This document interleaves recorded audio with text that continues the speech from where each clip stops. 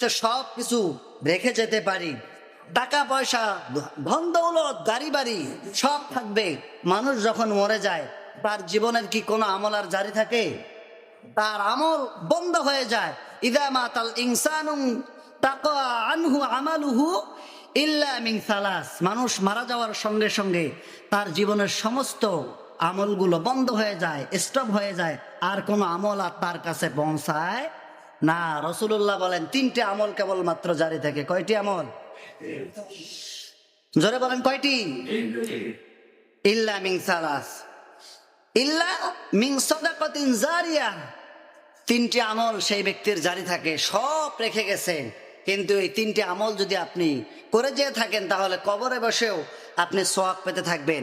এর মধ্যে এক নাম্বার হলো আও ইলমিন ইনতাফাউ বিহি, এমন ইলম, এমন জ্ঞান, যেই জ্ঞান সমাজে মানুষের উপকারে কাজে লাগে, যেই জ্ঞান মানুষের কাজে লাগে, যেই জ্ঞান থেকে মানুষ উপকৃত হয়। মৌলানা দিলওয়ার হোসেন সাঈদী আজকে বেঁচে নাই, তিনি কি বেঁচে আছেন? তিনি যে আলোচনাগুলো রেখে গেছেন সমাজের জন্য, মানুষের জন্য, সে আলোচনাগুলো মানুষ এখনো শোনে না বন্ধ আছে? শোনে। এই আলোচনাগুলো শোনার ফলে তার কবরে বসে বসে এই আলোচনার সওয়াব আল্লাহ তাআলা তার কবরের মধ্যে পৌঁছায় দেন। জোরে বলে সুবহানাল্লাহ। দুই নাম্বার হচ্ছে যে উপকারী জিনিস, মসজিদের মধ্যে ফ্যান, এগুলো তো মানুষেরা লাগিয়ে দিয়েছে, ঠিক কিনা বলেন? এই মসজিদের টাইলস মানুষেরাই দিছে, এই চেয়ারটা মানুষেরাই দিয়েছে, এই মাউথ পিসটাও মানুষরাই কিনে দিয়েছে, কথা বলুন ঠিক কিনা? এই জিনিসগুলো এখান থেকে যতদিন পর্যন্ত কোরআনের আহ্বান মানুষের কাছে পৌঁছাবে, কোরআন যতদিন প্রচার হবে অতদিন পর্যন্ত সেই ব্যক্তিরা, এগুলো যতদিন থাকবে, এর ফায়দা যতদিন মানুষ পাবে, অতদিন এই ব্যক্তিরা কবরে বসে বসে এর একটা সওয়াবের পার্সেন্টেজ তার কবরে পৌঁছায় দিবেন আল্লাহ তাআলা, কথা বলুন ঠিক কিনা? তিন নাম্বার হচ্ছে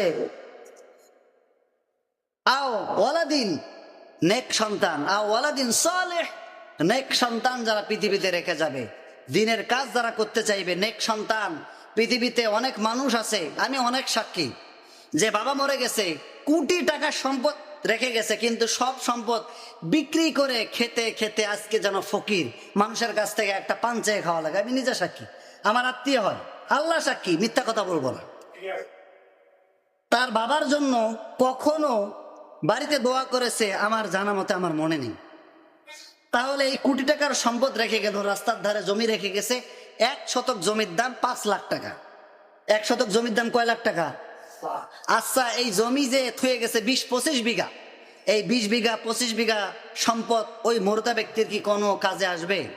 কবরের মধ্যে কাঁদতেছে, হায় আল্লাহ, এত কিছু রেখে আসলাম, এই ছেলেরা কিছুই করলো না আমার জন্য, কোনো কাজে আসলো না, দোয়া করলো না, আমি সব তাদের জন্য করেছি, অন্যায়ভাবে কামাই করেছি, হালাল হারাম দেখি না এই সন্তানের জন্য, কিন্তু তারা পিতামাতার রুহের মাগফিরাত কামনা করতে চায় না।